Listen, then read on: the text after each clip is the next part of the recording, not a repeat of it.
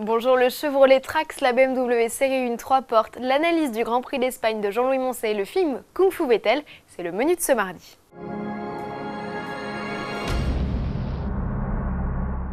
Chevrolet ajoute un nouveau SUV à sa gamme. Le constructeur américain offre en effet un petit frère au Captiva, son nom Trax, ce patronyme. C'était en 2007 celui d'un prototype de baroudeur citadin. Le modèle du jour ne devrait plus rien avoir du tout-terrain de poche.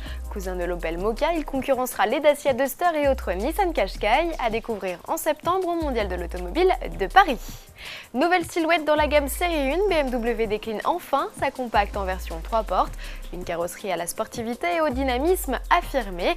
Les courbes arrière apparaissent plus voluptueuses. Simultanément à l'arrivée de cette déclinaison, le constructeur revoit la palette de motorisation. De nouveaux blocs font leur entrée.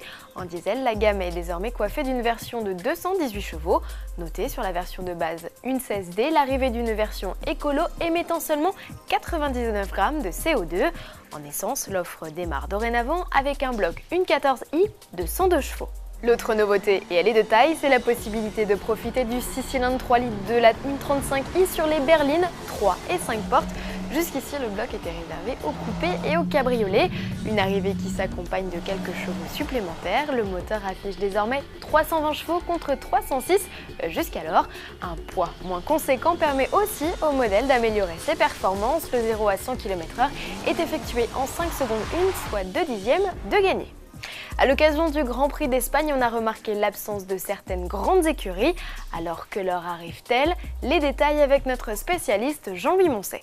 Il y a une petite descente de compétitivité chez Red Bull Renault. Et puis il y a chez McLaren Mercedes où rien ne va plus dans le management. Alors que c'est eux qui peuvent avoir les plus grands regrets parce que c'est eux qui ont probablement la meilleure voiture du plateau.